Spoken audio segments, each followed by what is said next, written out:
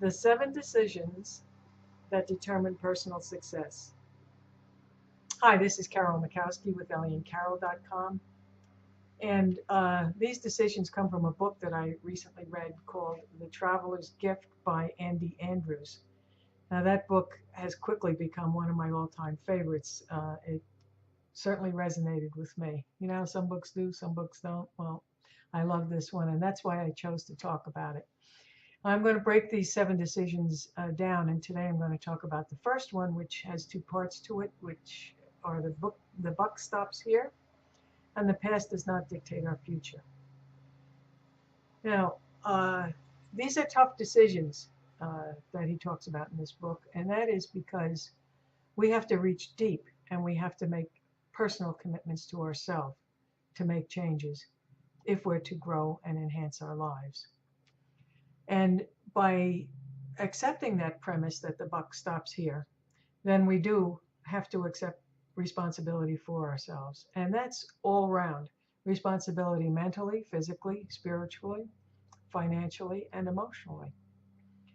And by so doing, as I say, that puts us in charge of our lives and allows us to make choices that we need to make for the future, just as we made the choices in the past, which allowed us to be where we are now.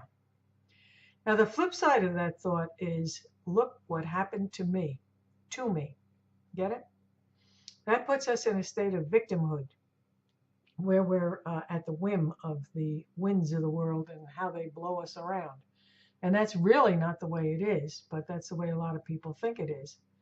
And that's not a good position to be in, because it takes the control right out of our hands, and we just react to everything instead of responding to it.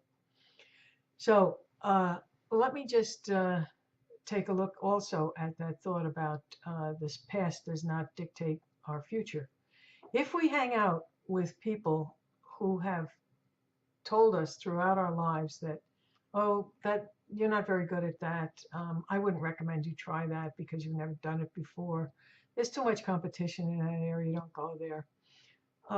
You know, we're not going to get anywhere because that just puts all kinds of negative thoughts in our mind, negative vibrations in our life, and does not leave us much room for growth.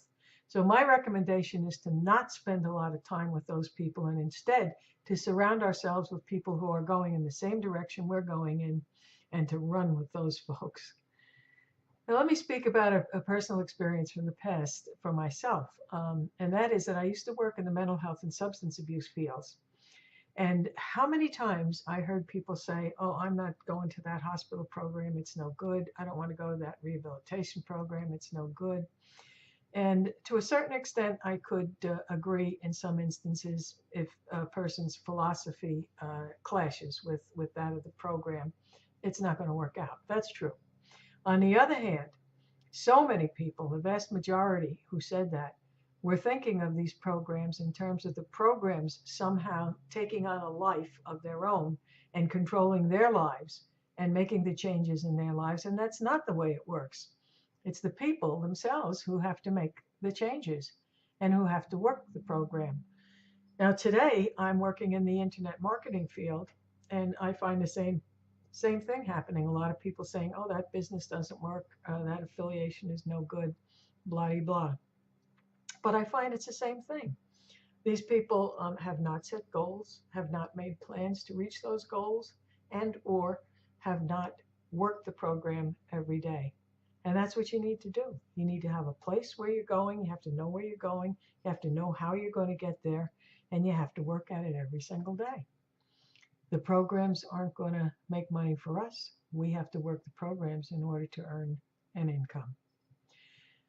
So what I want to say here is that we have, if we do follow this position of taking charge of our lives, we have no need to make apologies for our past and no reason to second guess our lives.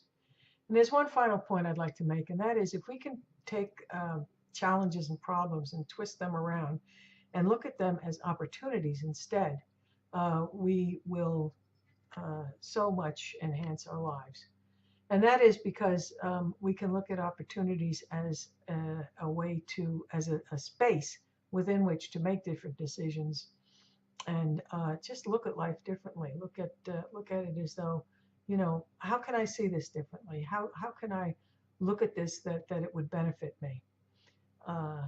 So I'm going to leave you with that thought, to look at challenges and problems as opportunities. And we'll let you know that I'm going to go into these other 6 decisions by video and on my blog within the near future. So I ask you to come follow and take a look. And I invite you to come on over to my blog, which is ellieandcarol.com, and I will see you there. Bye for now.